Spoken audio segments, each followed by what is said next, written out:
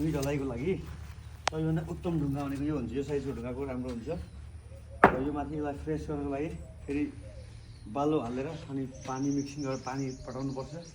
र त्यो जुन बालुवाको कणहरू भित्रभित्र खाली ठाउँमा पनि भरिन्छ।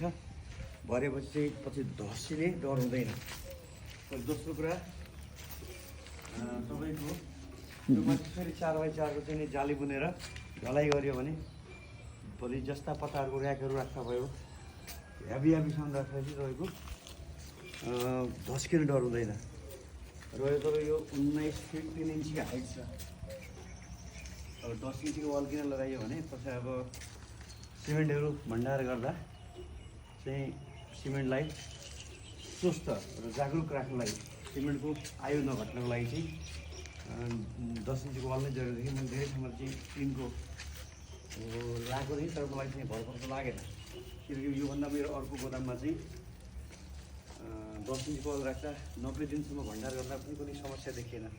त्यसले गर्दा मैले 10 इन्चको वाल लगाएको। सिमेन्टको भण्डारण राम्रो हुन्छ त्यसको लागि।